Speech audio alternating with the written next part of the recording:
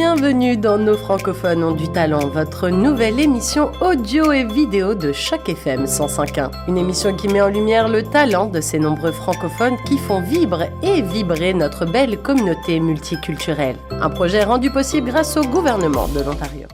Bonjour à toutes, bonjour à tous et surtout bonjour à toi Gabriel Leçon, et tout d'abord un grand merci d'avoir accepté notre invitation pour cette interview sur les ondes de Choc FM 105.1. Une interview dans le cadre de notre projet Nos francophones ont du talent, un projet qui, je le rappelle, est rendu possible par le gouvernement de l'Ontario et qui met en avant toutes ces personnes qui font briller la communauté francophone de par leur talent et leur dévotion. Comment ça va Gabriel aujourd'hui ? Ça va très bien Nathalie, très heureux d'être là avec toi ce bel après-midi de février. Eh bien écoute, moi aussi ça me fait très plaisir de te recevoir à nouveau parce que ça fait quelques temps qu'on t'a pas vu ici dans les locaux de Choc FM, donc oui, ça me fait effet, énormément plaisir. Depuis l'automne dernier, je pense que je suis pas venu. Ouais, il me semble que c'est un truc comme ça fait assez longtemps, donc oui, on est trop content. longtemps. Exactement, trop longtemps. Du coup, ça me fait plaisir de te retrouver Gabriel.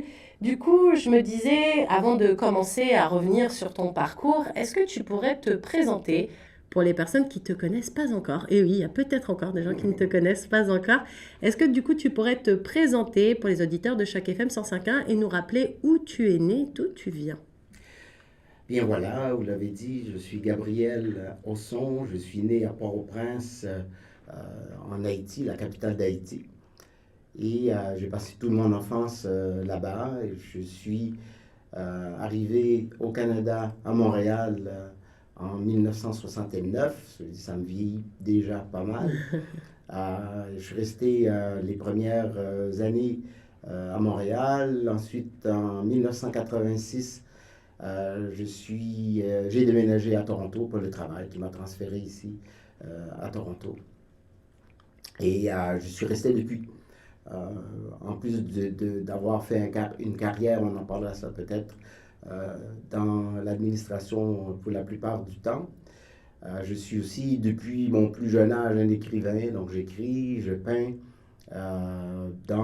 J'ai eu plusieurs carrières, si je peux dire ainsi, parce que c'est comme si j'avais plusieurs vies. Ouais, c'est ça, tu as un véritable couteau suisse. Quelque part, c'est ça. Donc, ça fait déjà maintenant presque 5 ans que je suis à la retraite. Et je me consacre à plein temps à l'écriture et à la peinture quand j'ai un petit peu de temps à travers ça. Alors, bon, là, tu nous as sorti toute ta vie. Forcément, moi, j'ai plein de questions. Alors, on va revenir en détail sur plein de choses. Tu disais que tu étais né à Port-au-Prince, oui, en Haïti. Est-ce que tu te rappelles d'un souvenir d'enfance? Alors, quand je dis un souvenir, ça peut être plusieurs souvenirs. Ça peut être plusieurs choses qui t'ont marqué quand tu étais plus jeune. Mais voilà, des souvenirs d'enfance que tu as. Quand je te dis ça, qu'est-ce qui te vient en tête immédiatement? Mais les premiers souvenirs, je dirais, c'est plus la couleur ou les couleurs d'Haïti. Quand je me rappelle mon enfance, c'est surtout ça que je vois. La beauté de l'île aussi à cette époque-là, qui était quand même beaucoup plus jolie et plus, d'après moi, plus sympathique qu'aujourd'hui. Mes bons souvenirs, c'est que très jeune, j'étais chez les scouts, donc dans les louveteaux. J'ai commencé, là, j'étais le plus petit, autant en termes de grandeur qu'en termes d'âge, dans la meute. Un souvenir incroyable, c'était, on était parti à une fin de semaine dans un camp. Et j'ai embêté ma mère, je ne sais pas combien de temps, pour accepter qu'elle accepte que j'y aille. Mais un coup parti, là, d'un coup, là, c'était la panique qui s'est installée et j'ai passé presque une bonne partie de la fin de semaine à pleurer. Je voulais retourner chez nous. Il n'y a personne qui peut te ramener. Là, il faut que tu attendes le dimanche pour revenir. Je veux ma mère, je veux ma mère. Donc ça, c'est des souvenirs d'enfants qui sont sympathiques en même temps parce que c'était la première fois que je quittais la maison tout seul. Je ne devrais pas être trop vieux. Je pense qu'on commence dans les louveteaux à peu près entre 5 et 6 ans, aussi jeune que ça. Une chance que le chef de la meute, c'était un ami de la famille. Donc il m'a dit, OK, ce soir tu ne coucheras pas dans la grande tente avec tout le monde, tu vas rester avec moi. Comme ça, ça va te sécuriser un petit peu. Et puis ça m'a un peu calmé aussi. Mais tu sais, le soir, on est dans la campagne, il fait noir, on Il y a a des peur. bruits la nuit. Les moindres petits bruits nous énervent. En tout cas, c'était un des souvenirs qui m'ont marqué. Les autres, bon, ma mère étant extrêmement religieuse. Donc, c'était la messe, je dirais presque à tous les jours. Ah ouais, j'ai cru que tu allais Donc, me dire à tous les dimanches. J'allais dire, ouais, ça, c'est un alors, peu le dimanche, rythme. ça, c'était incontournable, mais elle y allait presque tous les matins. Donc, l'église n'était pas trop loin de la maison. Donc, elle me traînait, si tu veux, là. Mais je crois aussi qu'elle avait une idée derrière la tête, mais elle me l'a dit seulement plus tard. Elle a toujours rêvé, je pense que c'était un peu dans les familles, qu'un enfant soit donné, entre guillemets, Adieu. à Dieu. Donc, elle l'avait pressenti quelque part que c'était moi qui avait été l'élu. De là, j'ai été très tôt aussi comme enfant de chœur à l'église de la paroisse de notre quartier, puis après ça, un peu plus tard, à la cathédrale. C'est peut-être là où elle est née ta passion pour le chant, quelque part aussi. Oui, moi j'ai jamais eu de voix. Euh, Même quand j'étais jeune, quand il fallait chanter les trucs à l'église, ben, je faisais plus semblant de chanter parce que quand je chantais, j'ai toujours chanté faux. Moi, demande pas pourquoi. Mais j'ai toujours eu, en effet, cette passion-là pour la musique. Depuis toujours. Parce qu'il y avait toujours de la musique à la maison, d'ailleurs. Donc, on avait ça, les vieux gramophones dans le temps, là, les 33 tours, 48 pour commencer, ensuite les 33 tours. Et on avait toujours de la musique française, entre autres, quand on était jeune, oui. Alors, ta mère, elle rêvait de toi que tu deviennes prêtre, visiblement. Mais c'était quoi ton rêve à toi quand tu étais plus jeune, Gabriel? Parce qu'en général, quand on est petit, il y a toujours des métiers qui nous fascinent un peu. Il y en a, il va être pilote, il y en a, il va être pompier, il y en a, il va être maîtresse, il y en a, il va être vétérinaire. C'est un peu des métiers clichés, mais quand on est petit, c'est un petit peu ces métiers-là qui font rêver et tout.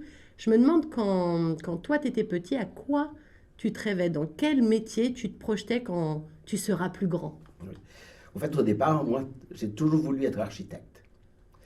Et la raison simple, c'est que j'avais dit à ma mère, je vais être architecte pour pouvoir te construire une grande maison. Oh, c'est mignon. Et ça m'est resté, je ne suis jamais devenu architecte, mais j'ai toujours dessiné. Donc, je dessinais les maisons, puis je disais, tiens, voilà, ça va être ça ta maison, quand je vais être plus vieux.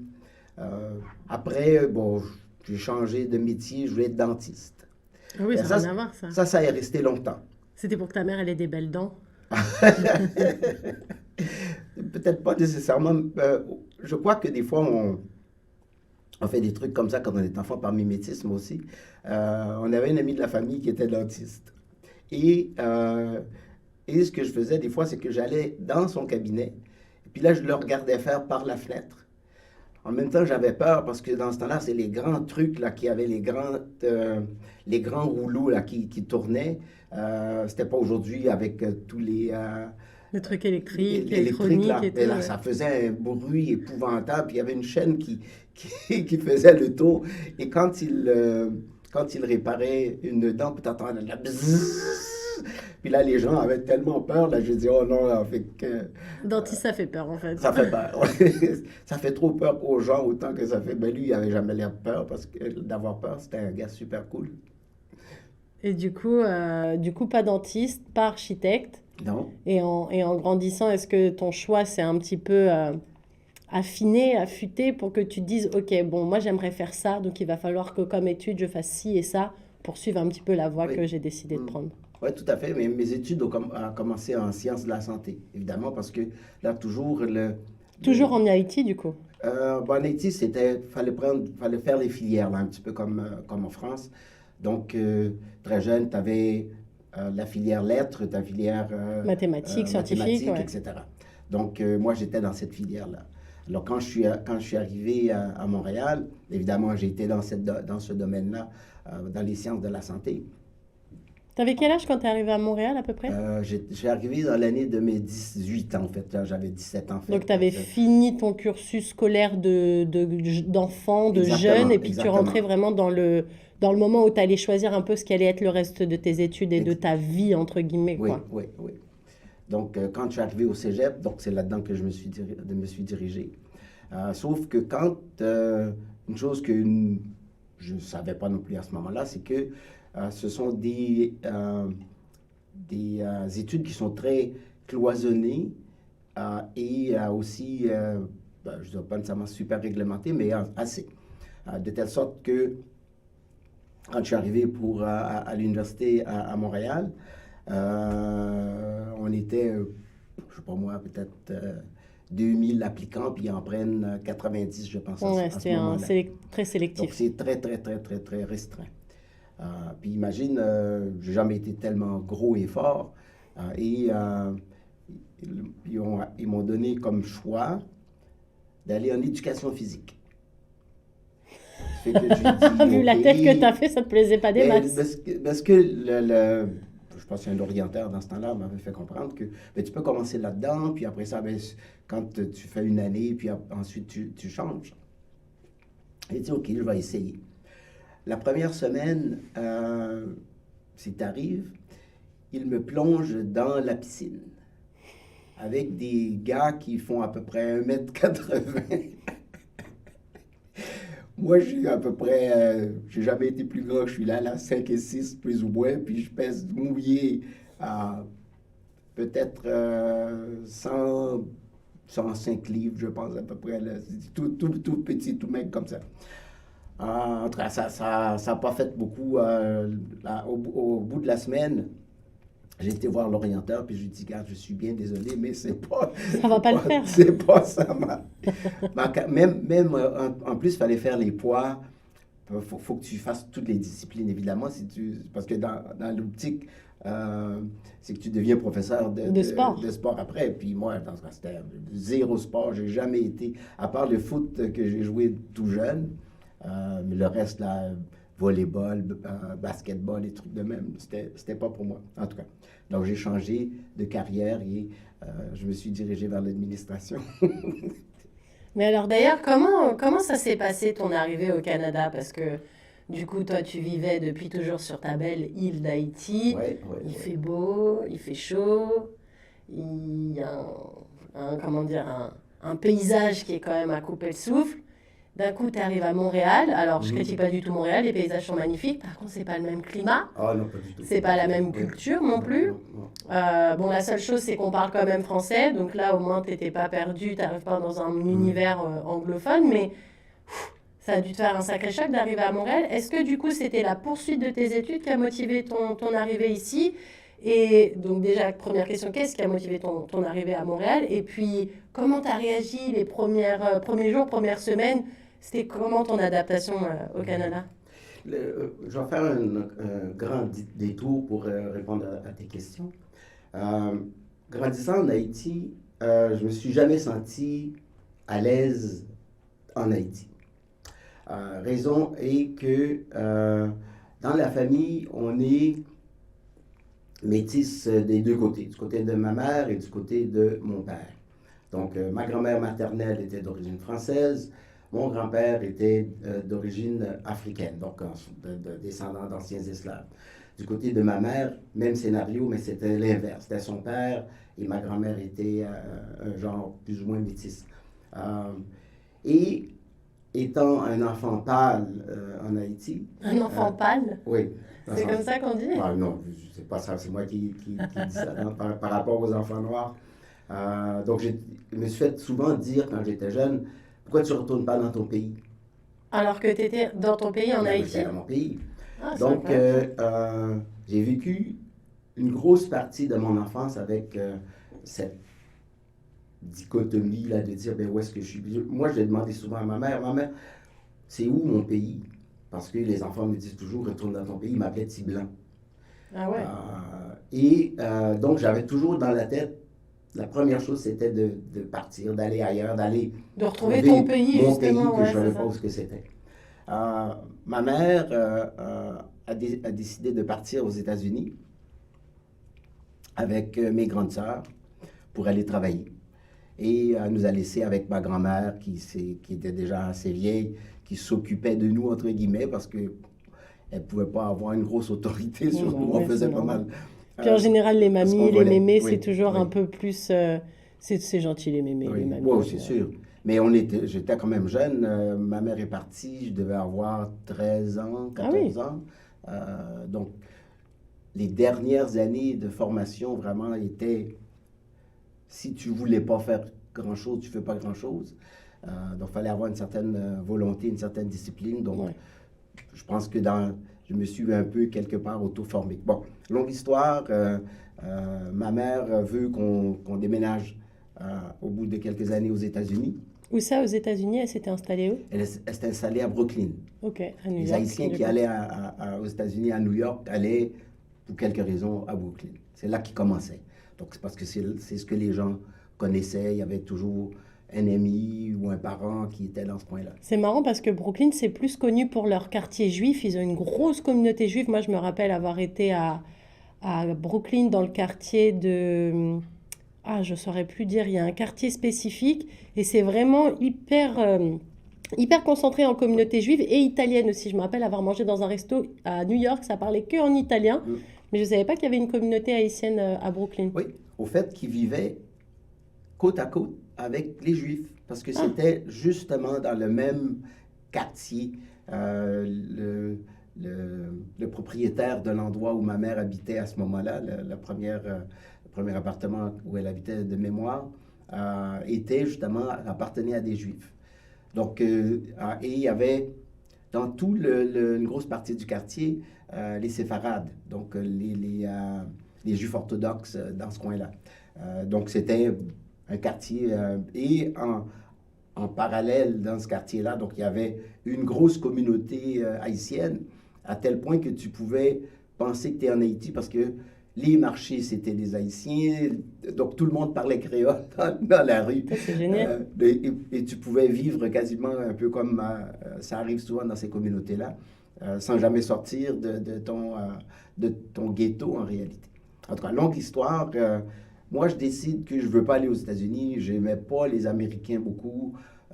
Et un ami qui était au collège avec moi en Haïti me dit « Pourquoi est-ce que tu ne viendrais pas étudier à Montréal? » Lui était chez les Jésuites et dit je peux m'organiser pour que tu viennes là. Puis, que tu rejoignes sa communauté à lui. Exactement. Donc, à 15 jours d'intervalle, j'ai dit ça à ma mère. Elle dit qu'est-ce que tu vas aller faire là-bas? Tu connais personne, etc. Puis là, je lui dis maman, je vais prendre ma chance, je connais ce gars-là, puis etc. Donc, je suis parti, j'arrive à Montréal fin septembre, début octobre.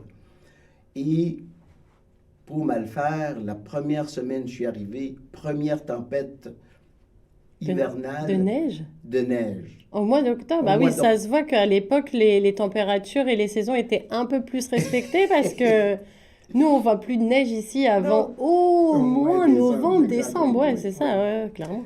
Alors ça fait, tu parles de choc. Et... T'avais prévu de quoi? Des vêtements chauds dans ta valise? Zéro. Jamais même pensé que ça existait. T'avais déjà vu la neige? Jamais. C'est la première fois que je voyais la neige. Oh là là. Donc, il a fallu que... que tu t'équipes déjà? Que les gens... j'avais même pas les moyens de m'équiper. Je veux dire, j'arrive comme étudiant, tu penses bien que j'avais pas d'argent pour aller là. Donc, mon ami dit, bon, j'ai un truc que je mets pas, tu peux mettre, tu mets ça. On trouvait je me souviens, un chandail à col roulé avec un truc même pas d'hiver, c'était un peu entre deux saisons. Donc, les premiers jours, là, j'ai passé mon temps à grelotter. Je n'ai pas besoin de te dire, j'avais pas de bottes d'hiver. Ça a pris un bon bout de temps pour que j'ai une paire de bottes. En tout cas, l'arrivée à Montréal était un petit peu rock'n'roll, si on peut dire ainsi. C'était pas évident pour un petit gars du soleil, oui. Et du coup, donc, tu commences tes études, tu te dis, bon, le sport, la piscine, les grands gaillards d'1m80, je vais les laisser de côté parce que ça va pas être pour moi. Là, tu te retrouves dans une filière plus administrative. Oui. Et là, tu te dis, OK, du coup, je vais sûrement faire carrière dans l'administratif. Mais est-ce qu'à ce moment-là, tu continuais ta passion pour le dessin, parce que tu disais que tu faisais des Oui. dessins quand tu étais avec ta maman, quand tu étais plus petit. Tu devais peut-être déjà commencer peut-être à griffonner quelques mots sur des cahiers quelque part. Est-ce que voilà, cette passion que tu avais déjà pour tout ce qui a trait à l'art, ça te suivait déjà, Hmm. malgré le fait que tu commençais à prendre une voie, parce que bon, sans critiquer personne, moi je suis personne, mais c'est vrai que c'est pas ultra funky l'administratif. Non, mais tu vois, moi, je pense que j'ai commencé à écrire, je devrais avoir environ 12 ans, 13 ans. À l'époque où les jeunes tenaient peut-être un journal, etc., moi, la façon pour moi de m'exprimer, c'était à travers la poésie ou des petits textes que j'écrivais. C'est un peu comme ça, je m'épanchais, je faisais ressortir mes états d'âme, adolescent, C'est comme ça etc. que tu parlais aux filles aussi, peut-être un peu? Tu faisais Euh, des petits poèmes? pas, pas tout à fait. C'est arrivé une petite anecdote là-dessus par hasard, parce que justement, il y avait non, l'ami d'un de mes copains tenait le journal de son école. Puis elle a décidé non, on lui a demandé de trouver quelqu'un à faire une entrevue. Comme moi, j'allais souvent chez eux, puis elle me taquinait, Gabriel, il faudrait que tu fasses l'entrevue pour mon journal de l'école. Mais je lui dis, qu'est-ce que tu veux que je raconte dans le journal de ton école? Il dit, j'ai pas grand-chose à dire. Mais lui a été bavardé pour lui dire que j'écrivais des poèmes. Ah, elle dit, on pourrait parler de tes poèmes. Donc, à force de persuasion, elle a pu obtenir un cahier de mes poèmes. Et donc, elle a fait l'entrevue autour de ça. Donc, ça a été ma première Entrevue publication en et plus. entrevue. Donc, après ça, j'ai toujours continué d'écrire et j'ai gardé mes cahiers. J'en ai encore de cette époque-là qui, qui m'ont suivi. Que tu as publié ou qui sont toujours dans les tiroirs? Il y en a que j'ai extraits, que j'ai publiés, mais la majorité n'ont jamais été publiés. Ce sont des trucs d'enfants. Des fois, je les trouve un peu cute, intéressants, mais je laisserai ça quand je mourrai. Ton Exact. héritage. Ils pourront le faire. Donc, par rapport au dessin, j'ai jamais arrêté de dessiner. Tout le temps, tout le temps, tout le temps, je gribouillais toujours quelque part. Et quand je suis arrivé à Montréal, c'était un peu ça mon échappatoire. Euh, j'ai eu la chance d'un endroit où j'habitais. Le fils du monsieur de qui je logeais faisait de l'aquarelle. Et en fouillant dans ses bébelles, j'ai trouvé ça. Puis je lui ai demandé est-ce que je pouvais l'utiliser. Ah, du wow, c'est des vieilles affaires de mon fils, il s'en sert plus, etc. Donc j'ai pu, tu sais, les cartons qu'on avait, les petits trucs Les petites palettes. pour écrire, prendre des notes. Ah ouais, ouais, ouais. Donc je copiais des cartes postales ou je copiais des images que je trouvais dans les livres, etc. Donc ça, c'est comme ça que je me suis remis jusqu'à ce que beaucoup plus tard, quand j'ai pu avoir assez de sous pour m'acheter des toiles et de commencer à peindre à ce moment-là de façon plus intensive. Et du coup, comment tu trouves ton premier remploi? Parce que là, tu as fait tes études, tu as choisi la filière administrative, tu dis, OK, bon, maintenant c'est le moment de chercher un emploi. Comment ça se passe, cette première opportunité de travail professionnel? Et les emplois ont commencé avant même. Avant même que tu finisses ta Oui, parce scolarité? que, bon, d'abord, il fallait que je travaille pour avoir quelques sous. Donc, un ami travaillait dans un magasin de vêtements pour hommes. Et me dit, bon, il cherche des personnes pour travailler. Est-ce que ça t'intéresse de, de, de venir poser ta candidature? Donc, je suis allé là, puis j'avais les cheveux gros comme ça, une barbe, tu sais, c'était l'époque Des des hippies? hippies qui commençaient, puis j'avais l'air vraiment d'un vrai hippie. Et la première chose que le recruteur ou la personne, en tout cas des ressources humaines qui m'a rencontré, m'a dit, ben, tu sais, si on t'offre l'emploi, il va falloir que tu coupes tes cheveux et ta barbe, et dis, est-ce que tu es prête à faire ça? Oh!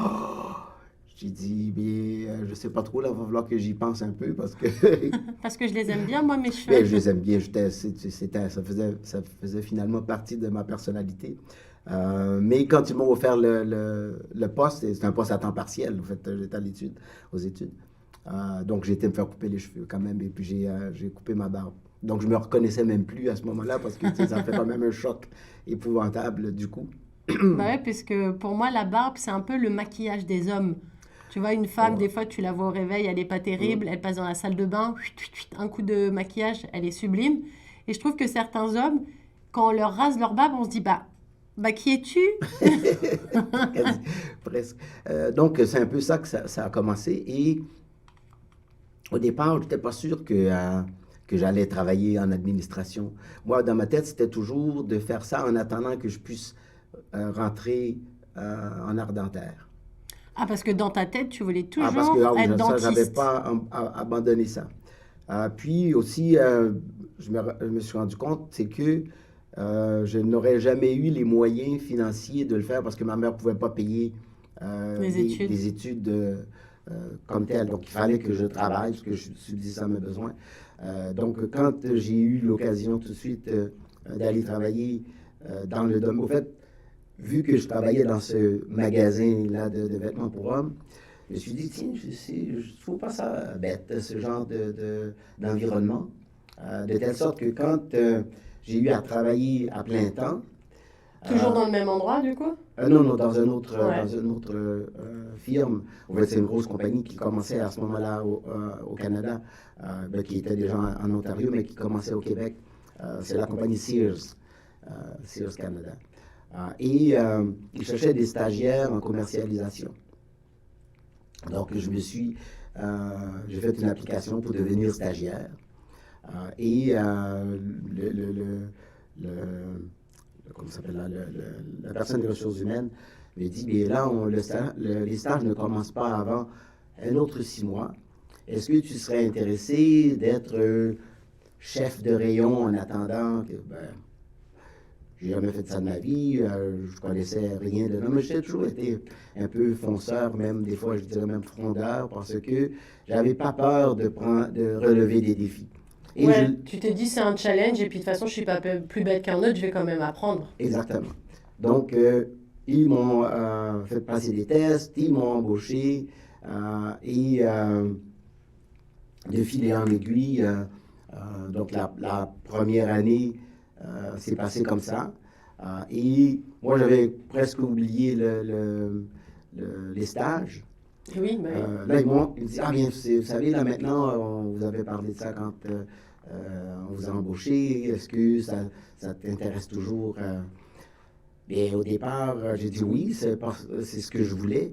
Mais il fallait évidemment que j'accepte d'avoir une coupure de salaire parce que là, j'étais plus. Employé, mais t'allais être stagiaire et du coup, Exactement. Donc ouais, là, il fallait que je fasse un petit peu un recul financièrement, ouais. pour mieux avancer. Bon, c'était pas une grosse différence, mais quand même, c'était marqué à ce moment-là. Donc, j'ai dit OK, j'ai fait le stage. C'était un stage euh, de 2 ans, je pense, Ah quelque oui, chose c'est comme un ça. long stage. Ah oui, oui, parce que là, il faut que tu apprennes tous les rouages du métier, donc tout ce qui est gestion de magasin, parce que les stagiaires sont appelés après à devenir directeur de magasin, directeur du personnel, directeur de Ouais, ci ou de ça, c'est une préparation pour des gros pour des postes. cadres, c'est ça. Ouais. Donc, il fallait que tu fasses, donc tu as quelques mois en comptabilité, quelques mois Ah, tu touches un petit peu à un petit tout. peu à tout, de la réception de la marchandise jusqu'à tout. Le personnel, etc. Donc, après ça, bon, ils m'ont offert un poste où je suis resté. J'ai fait plusieurs domaines dans, le, dans les magasins. Et j'avais, évidemment, là, j'avais des employés et je me suis découvert un talent de formateur. Donc, je leur donnais des ateliers, je faisais des petites choses pour eux. Puis, je suis devenu aux oreilles de la direction qui, à un moment donné, m'appelle, me dire, OK, Gabriel, on a une opportunité pour toi parce que on m'a dit que tu aimais ça, former des gens, etc. Est-ce que ça t'intéresse de devenir euh, chef de la formation du personnel? Bah, c'est plutôt cool, ouais. C'est plutôt cool. Donc là, je suis rentré dans ce domaine-là. Évidemment, donc là, il fallait former les nouveaux employés, former les nouveaux le programme de stagiaires. Donc là, j'étais responsable du programme de stagiaires. Donc comme Alors que moi, toi, tu j'avais... sortais à peine d'être stagiaire au final. Mais ça, c'est quand même 2 ans plus tard ou quelque chose comme ça. Et évidemment, en même temps, bien, la compagnie te forme, hein, toujours des conférences, des séminaires, des trucs de même. J'allais à l'étranger pour... la plupart des trucs se faisaient aux États-Unis et au Canada. Donc, on suivait des cours comme ça. De ça, je suis devenu, après ça, directeur de la formation pour un groupe de magasins. Donc là, à ce moment-là, j'avais des formateurs dans chaque magasin. Moi, j'étais responsable des formateurs. Mais comment c'est arrivé ça de... Puisque ce poste là où tu formais les stagiaires et tout ça, ça avait l'air de te plaire. Elle est où l'opportunité où tu te dis, ah bah ouais, pourquoi pas, je rechange encore de... Et je repars sur une nouvelle aventure, parce que le truc de magazine, c'est un petit peu différent encore. Oui, mais c'était toujours pour la même compagnie, là. Ah d'accord, ok. Sauf que là maintenant, Sears avait commencé à former un groupe à Montréal. Donc, il y avait plusieurs magasins qui étaient ouverts. Donc, il y avait maintenant le magasin où j'étais, c'était le magasin mère en soi. Et ils ont pris une série de gens pour faire partie de ce groupe-là, qui formait les gens, si tu veux. Donc, mon ancien patron était devenu le directeur général du groupe. Donc, moi, je suis devenu le directeur de la formation pour tout le groupe. Ouais, tout le monde avait pris un Avait poste pris un petit peu de galant, grade, ouais. exact, de galon. Donc, c'est de là que j'ai été transféré pour faire la formation maintenant au niveau national à Toronto en 1986. Et du coup, alors à quel moment tu travailles dans l'administration? À quel moment cette aventure de magasin, de formation, de tout ça s'arrête? Parce que c'est pas ça après que tu as fait, tu as continué ta route. Oui, mais ce qui arrive, c'est que quand on parle d'administration, c'est que dans tous les postes, il y avait toujours un pendant administratif. Ah, donc tu Donc, retrouvais un peu ce que tu faisais, ouais. exact. Donc, en tant que directeur de la formation, il fallait qu'évidemment j'établisse les budgets pour la formation, les budgets pour chaque magasin, combien que ça coûtait, etc. Donc, j'avais toujours ce côté administratif-là qui faisait partie du travail. Et quand je suis arrivé à Toronto, ben là, j'avais encore un groupe un peu plus large et aussi, ben, là, je voyageais un peu à travers le Canada, pas un peu, beaucoup à travers le Canada, partout, pour aller former les comment t'appelles ça, les formateurs locaux. Donc, il y avait toujours encore ça, tout l'aspect. Et ces gens-là étaient mis sous ma responsabilité, si tu veux. Donc là, à ce moment-là, j'avais un budget. On avait des groupes dans l'Ouest. Il y en avait 3 de mémoire. Il y en avait 2 dans l'Est, plus les groupes qui étaient au Québec.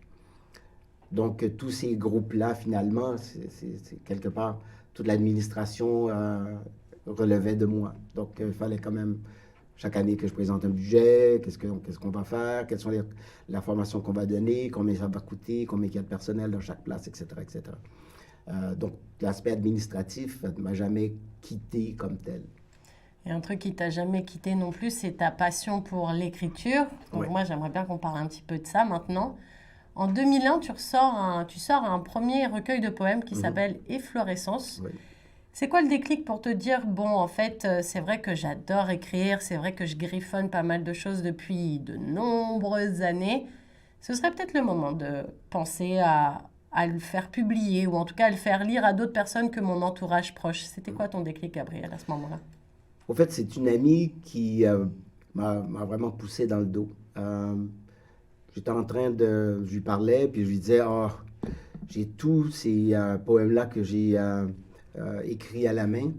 Et j'ai commencé à les transcrire. C'était les débuts des ordinateurs.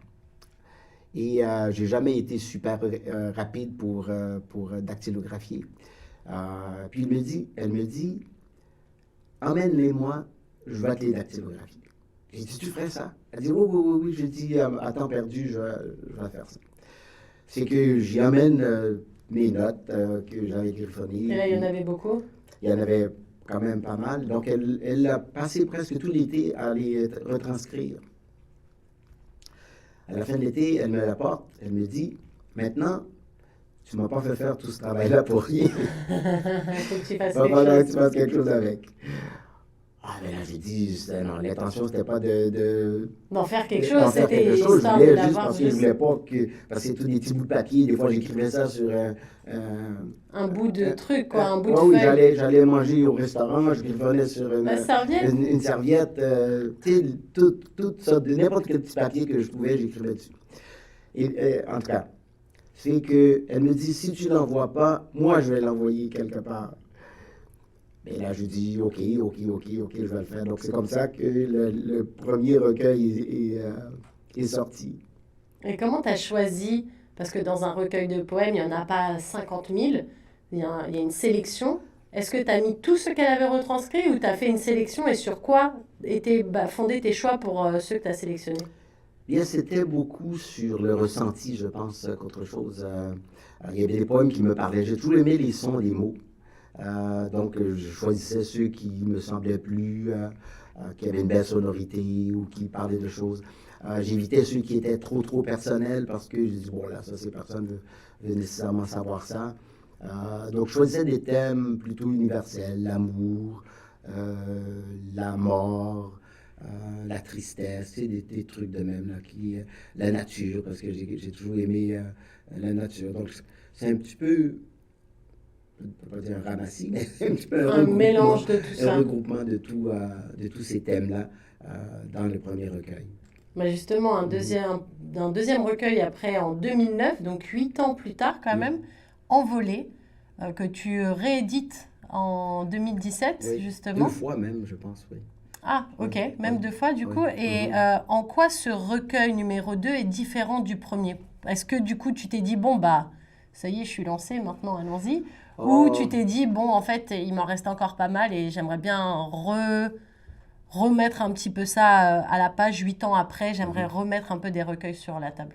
Faut comprendre aussi que ça arrive, je pense à tous les écrivains qui débutent. Le premier recueil, c'était bien. Là, c'est un coup que tu as fait le tour de ta famille, de tes amis, les gens qui travaillent avec toi, qui en achètent un par pitié ou plus qu'autre chose. Parce que je me considérais pas comme un écrivain ou comme un poète, même si j'étais souvent invité des fois dans des petits trucs pour aller dire un poème. Bon.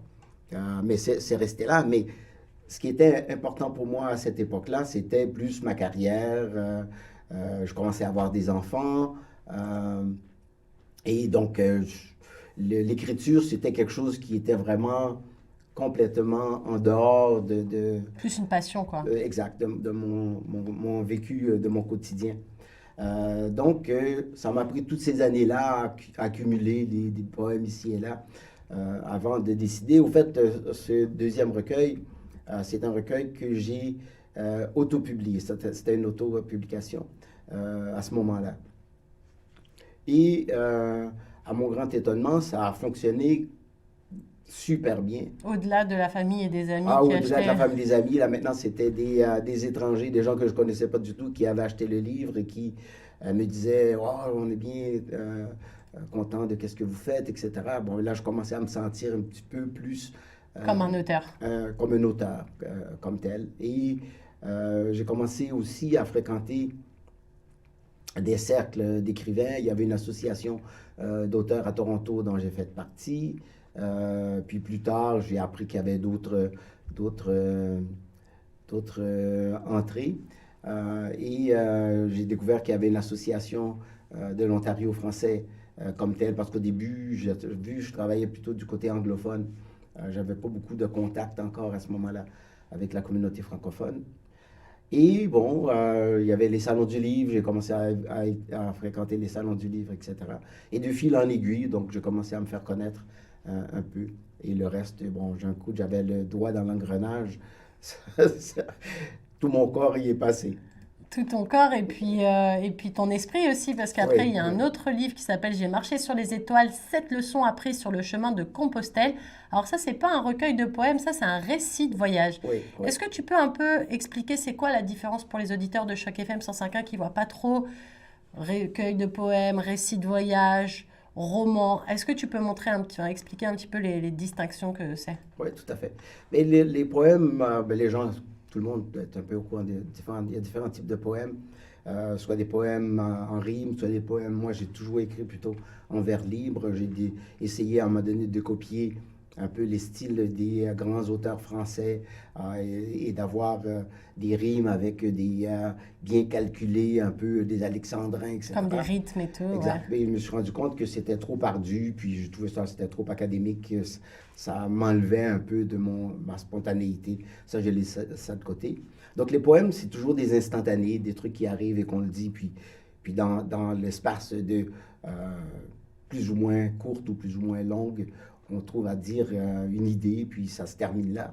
Euh, un roman, c'est beaucoup de plus longue haleine. Donc, il y a une histoire, il y a une trame, il y a du vécu, il y a des rebondissements, il y a des personnages qui se rencontrent, qui s'opposent, qui s'aiment, qui se détestent, et peu importe. Puis tu as un début, tu as une conclusion, puis tu as un développement. Un récit, c'est beaucoup plus factuel, disons, quoique les romans peuvent l'être aussi. Mais dans mon cas, le récit, c'est le récit d'un voyage que j'ai fait sur le chemin de Compostelle au début des années 2000. Euh, et encore là, c'était vraiment un hasard très personnel comme démarche. J'étais malade, en convalescence, et je regardais la télé, puis j'ai vu qu'il y avait un documentaire qui parlait de cet endroit-là mythique, Saint-Jacques de Compostelle. Saint-Jacques de Compostelle au nord de l'Espagne, etc. Alors j'ai dit, waouh, c'est intéressant ça. J'ai dit, quand je vais guérir, je vais aller faire le chemin de Compostelle. Je ne savais pas qu'est-ce que c'était. J'étais à la bibliothèque, j'ai emprunté tous les livres que je pouvais trouver sur le Compostelle. Il y avait des petites vidéos. L'Internet commençait à être très populaire déjà, puis il y avait beaucoup d'explications sur le chemin, qu'est-ce que les gens avaient fait, pourquoi, qu'est-ce qui les amenait sur le chemin.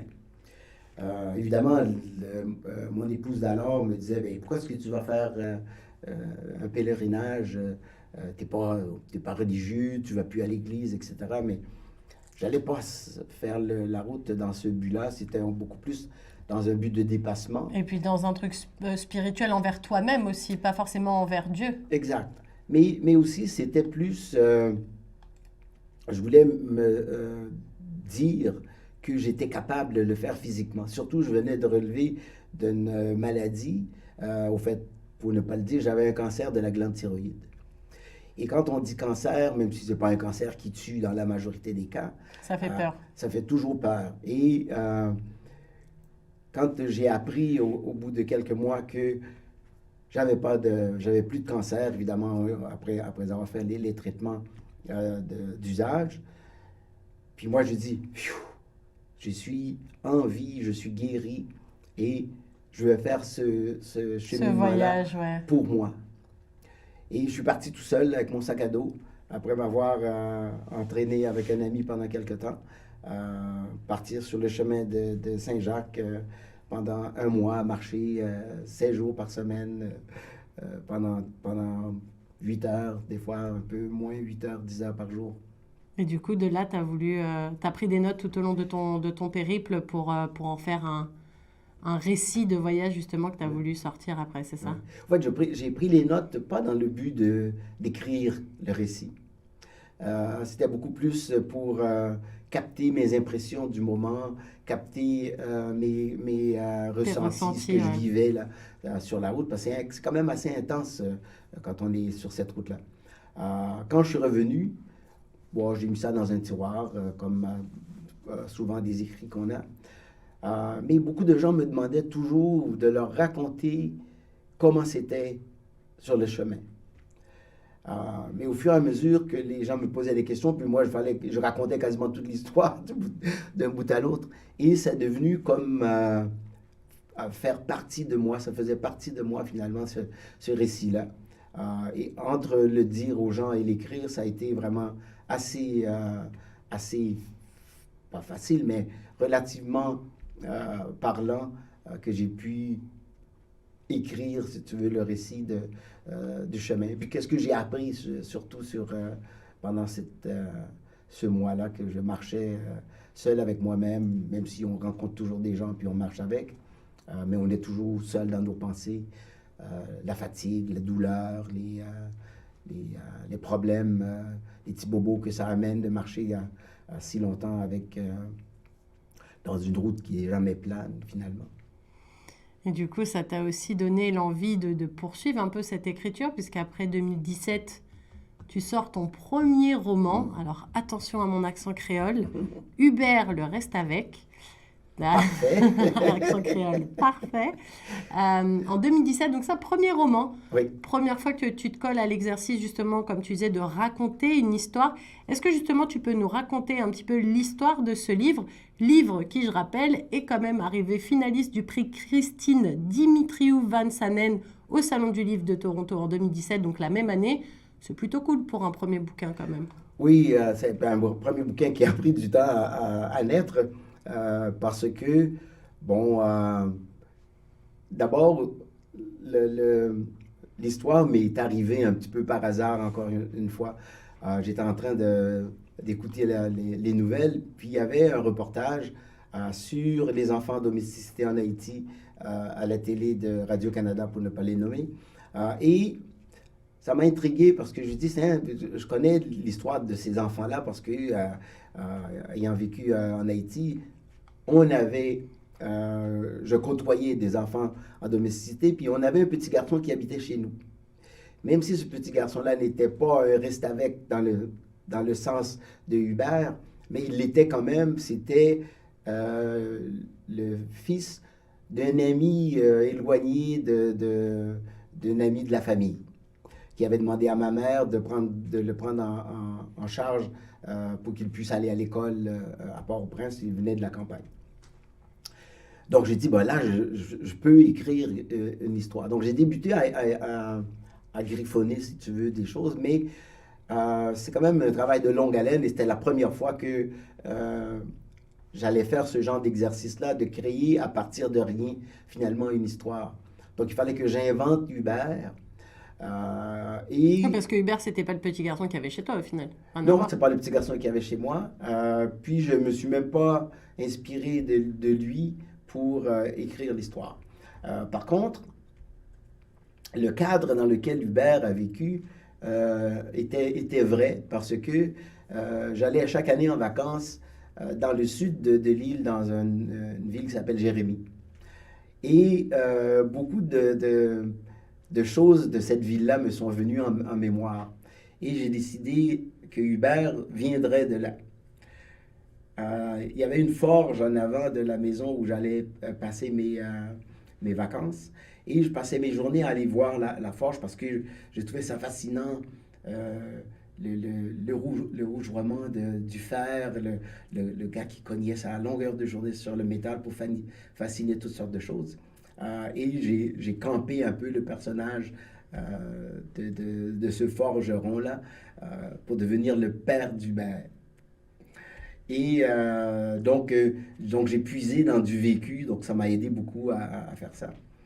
Et le personnage m'a tellement habité qu'à un moment donné, mon épouse me demandait où est-ce qu'il est rendu Hubert aujourd'hui, là. Donc Hubert était devenu une personne de la famille avec qui je vivais, puis ça, ben, Hubert a fait ci, Hubert a fait ça, etc. Donc ça m'a pris quand même 6 ans à écrire, à le terminer, Hubert.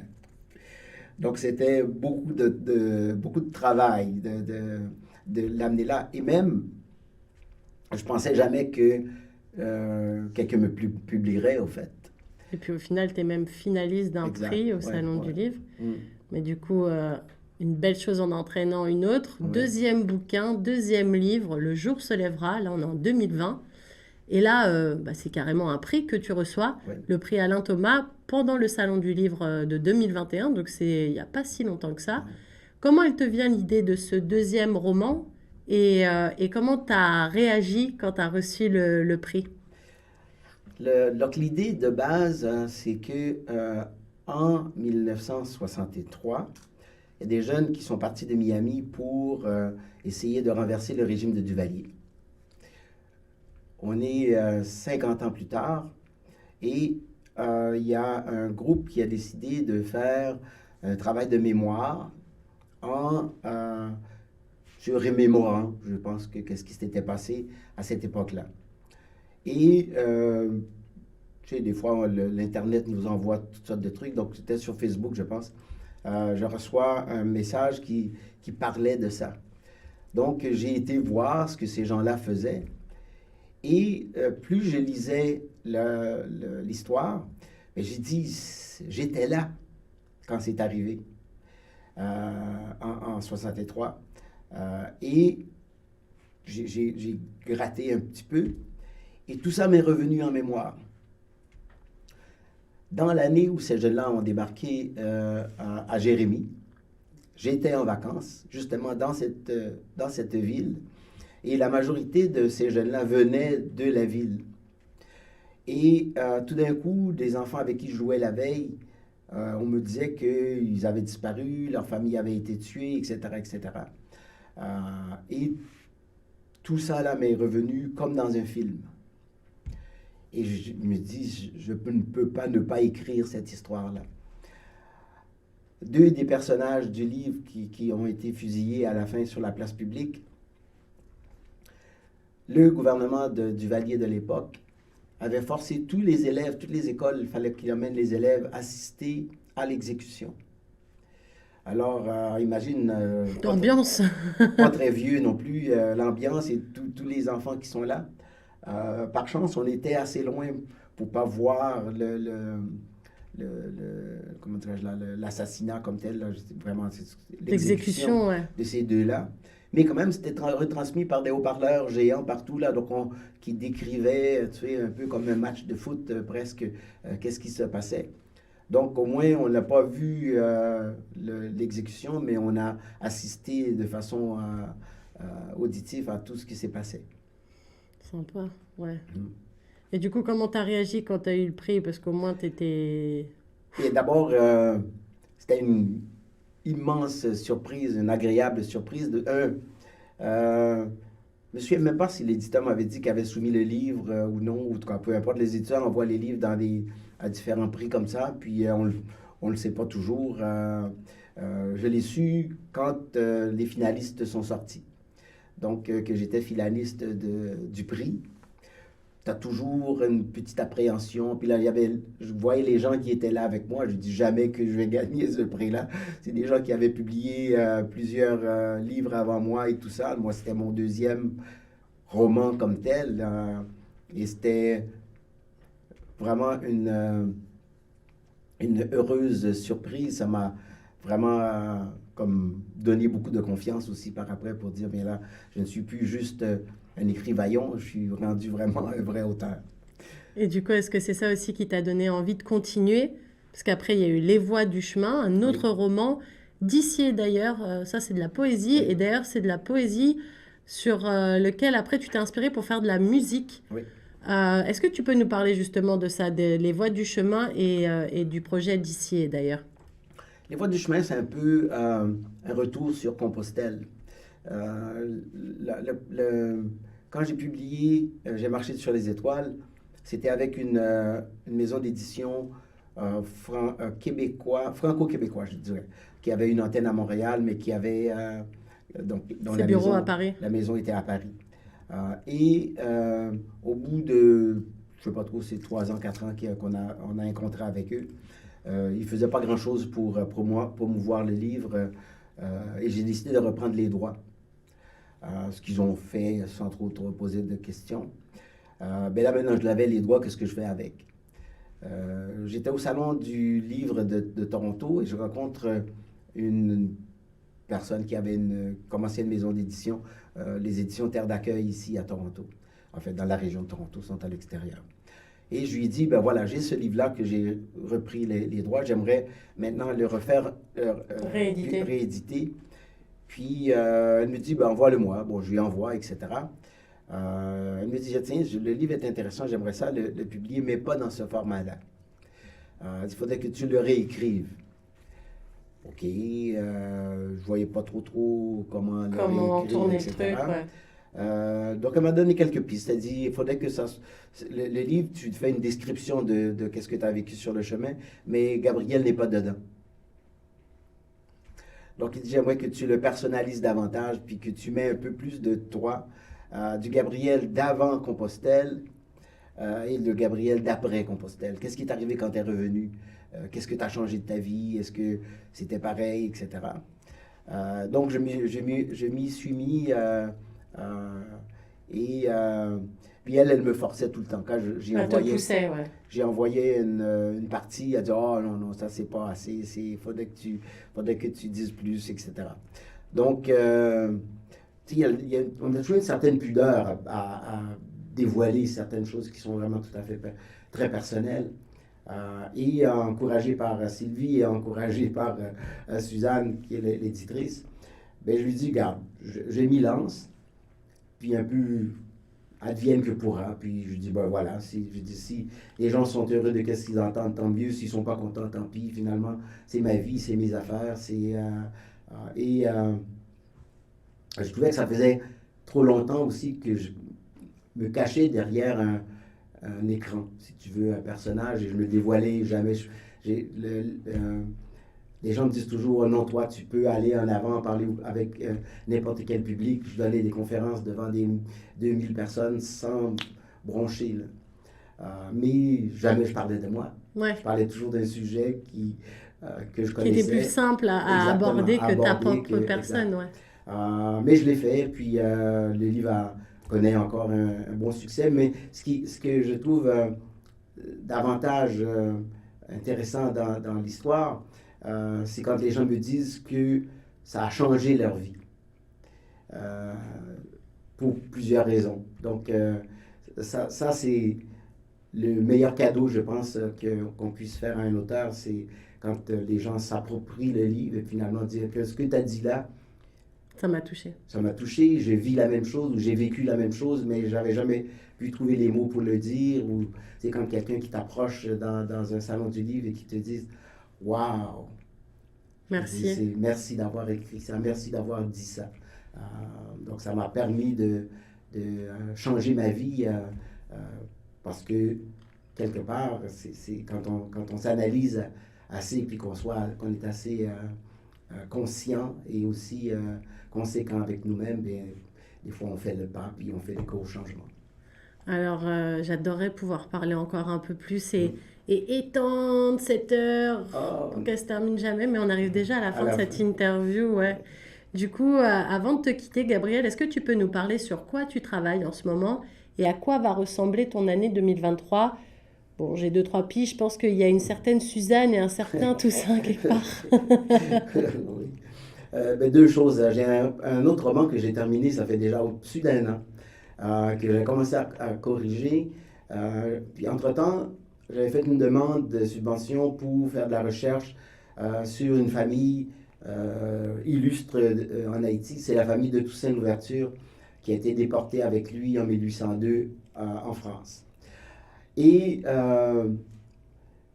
j'ai commencé au printemps de l'année dernière à faire cette recherche-là sur Suzanne Simon-Baptiste Louverture et ses enfants qui ont déménagé d'ailleurs, qui sont arrivés à Brest, de Brest à Bayonne, de Bayonne à Agen, et ils sont restés là.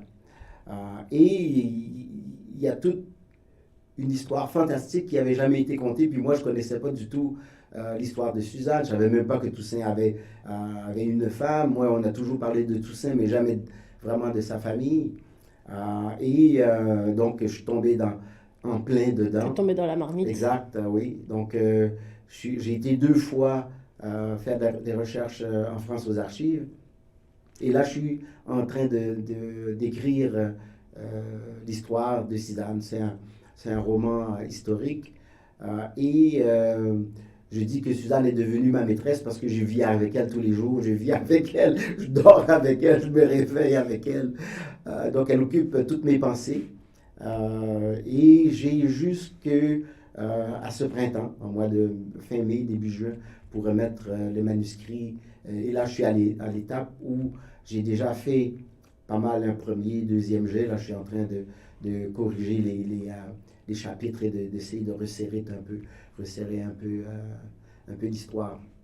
Donc c'est ça ton grand projet pour cette année? C'est ça mon grand projet. Puis à travers ce projet-là, j'ai voulu honorer la mémoire de Suzanne et sa famille avec une association en France.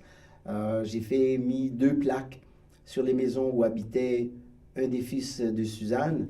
La prochaine étape, c'est de faire mettre des plaques sur les maisons où habitait Suzanne à Agen. Et avec un projet un peu plus à long terme en 2024, c'est de faire ériger une statue sur la place publique en avant de la gare qui était l'ancien cimetière, l'emplacement où Suzanne a été enterrée. Et puis les gens aussi, plus ici du coup à Toronto, vont pouvoir également te retrouver pendant le Salon du Livre de Toronto, il me semble, Gabriel, c'est ça? Oui, je vais être là du 3 au 5, donc à partir de du vendredi jusqu'au dimanche après-midi. Eh bien voilà, rendez-vous pris si vous voulez croiser Gabriel Osson, papoter avec lui, papoter bouquin, papoter Suzanne, papoter Toussaint. Il sera ravi de pouvoir en tout cas papoter avec vous.